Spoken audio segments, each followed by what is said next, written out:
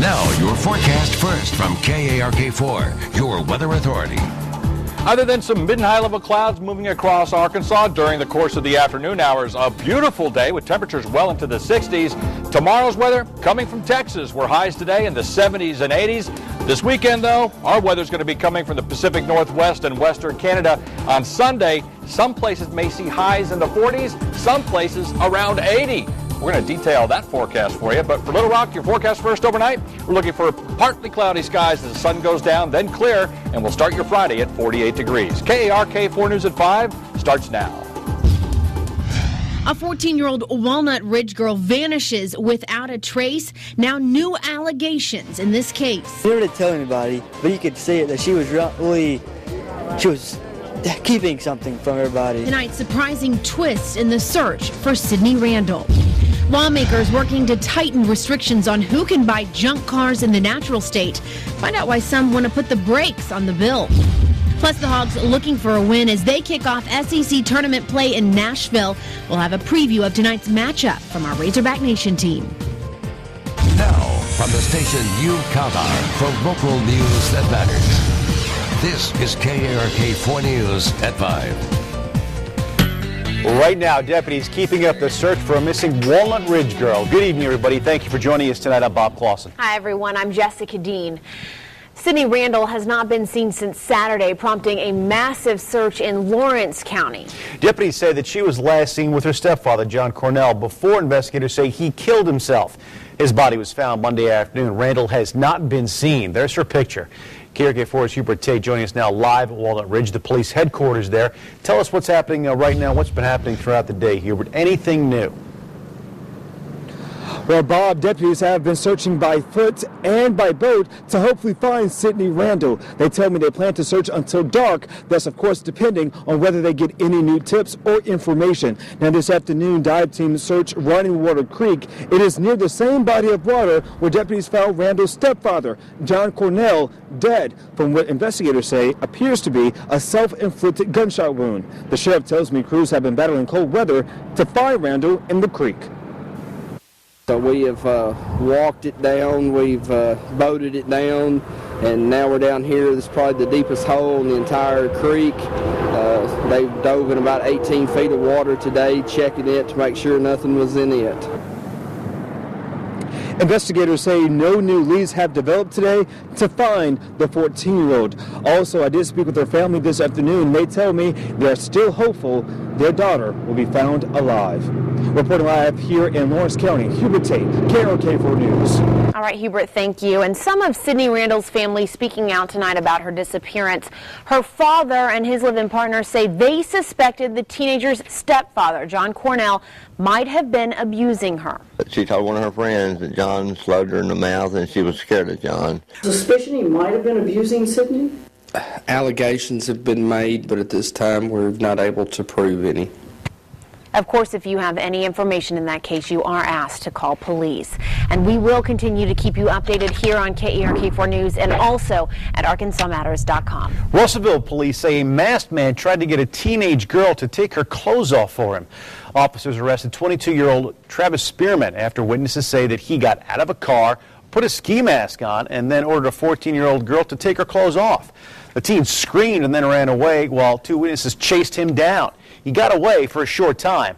Officers later found him and took him in for questioning. He is now at the Pope County Jail and scheduled for a bond hearing tomorrow morning. Now to a KARK4 News update for you. Sherwood police say they may have a lead now in that hit-and-run case that killed a 3-year-old child. Police are looking over a red Chevy Tahoe in connection with the hit-and-run at the Parkcrest Apartments on Manson Road. Surveillance video apparently from a nearby business is what led police to that Tahoe.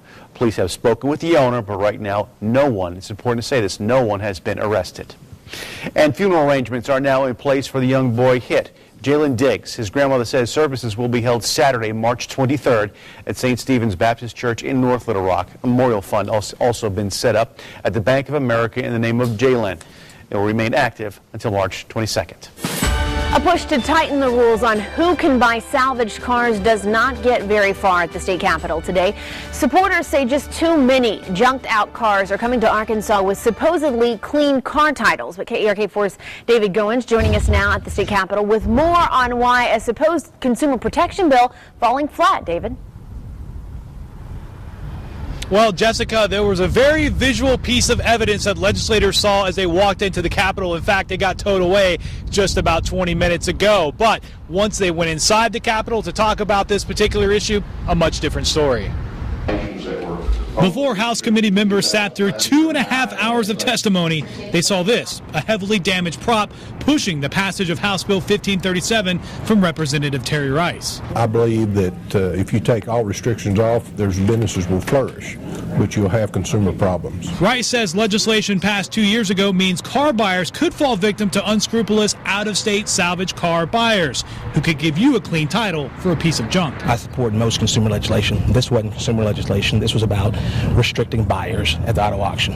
Representative Darren Williams says the real aim is to cut down on competition for who can buy the junk cars. Williams says that's anti-free market. And I don't think that those restrictions were necessary. I don't think they did anything to protect consumers. The Transportation Committee agreed, needing 11 votes. The idea picked up only 8. All vehicles with extensive damage are properly. Rice admitted not having a particular consumer speak in behalf of a consumer protection bill probably did not help matters all that much. Now, also here at the Capitol, a lot of talk over the last few days about a bill to allow Arkansas and Arkansas State to play football. Coming up at 6, we'll tell you why no matter how many times you vote for that idea, may not make a difference. For now, we're live at the state capitol. David Goins, KARK4 News. David, thank you very much. And another initiative to put medical marijuana on the ballot in 2014 sent to Pulaski County Circuit Court. Arkansans for Medical Cannabis were at the Superior Court building this morning to file a petition with the Supreme Court addressing the Attorney General's failure to certify the proposed ballot presented earlier this week. According to the group, the clerk refused to accept the petition and sent them to Pulaski County Circuit Court. If we don't get satisfaction on this particular thing, we will resubmit a different piece of legislation or a different piece of initiative. The basis for the challenge, apparently several grammatical errors. This is your Razorback Nation report. And here we go. Game 1 tonight for the Hogs as they look to go 4 for 4 in Nashville to capture the SEC championship title. That's right. Razorback Nation's Adam Alter there tonight waiting for the game to get underway. It happens in about an hour and a half. Adam, what's it looking like tonight? Well, it should be a good one, Bob and Jessica. The gauntlet, as you mentioned, beginning for the Arkansas Razorbacks, the SEC tournament and NCAA tournament berth on the line. And one of the reasons Mike Anderson believes his team can get through that gauntlet and capture it is because of his team's depth. You see, most teams play between 7 and 9 guys in their main rotation, whereas the Razorbacks have 12 players, averaging 9 or more minutes per game. Not only does that provide more rest opportunities, it's also a lot more fouls to spread around. And if the Hogs can survive and advance, that depth will become more and more useful. It's going to help us a lot. It's going to show itself even more now throughout this tournament here, throughout the SEC tournament, because we have a lot more depth than a lot of other teams do in our conference. It helps like guys like me and BJ not to play so many minutes. Fatigue will be a factor in a tournament setting. Why I say that? Because you come into this setting, it's the nervous energy, you get out there, you're going to get tired at some point in time. And a lot of teams, they play 6, 7 guys. We tend to play a few more. There is a factor in that. And I want our guys to come out with a lot of confidence and be in attack mode. Tip-off coming up in a little less than an hour and a half at 6:30 between Arkansas and Vanderbilt. The winner of this game drawing Kentucky in the next round. Now we'll be back in the 6 o'clock newscast, getting you further and further ready for this upcoming game between the Hogs and the Commodores, and then of course have post-game reaction from the team tonight at 10 o'clock. From the SEC tournament in Nashville, I'm Adam Alter. Let's send it back to you. Adam, thank you very much. An effort to be helpful by Little Rock Public Works turns out to confuse some customers when it comes to all that debris cleanup going on. KARK4's Marcy Manley joining us now live. And Marcy, now the city is trying to clear up some confusion along with the debris.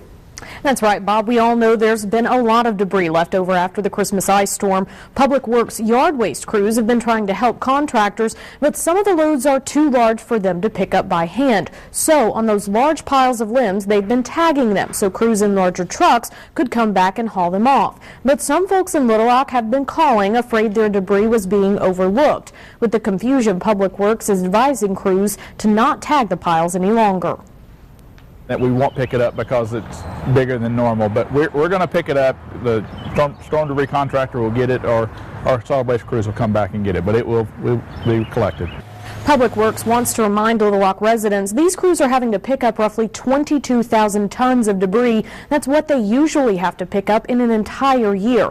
They're still on track to have all those limbs picked up by the end of July. They're just asking people to remain patient as the work continues. Marcy, thank you. Still ahead tonight, some students learning a lesson many don't until later in life, and that is how to manage a bank account. We'll hear about their hands-on experience learning things like balancing a checkbook. Plus, you may know this gentleman right here. Well, guess what? He's going to be here in Central Arkansas. Tonight, we're going to talk with him about what he'll be doing tomorrow evening and the event that he has planned for Arkansans.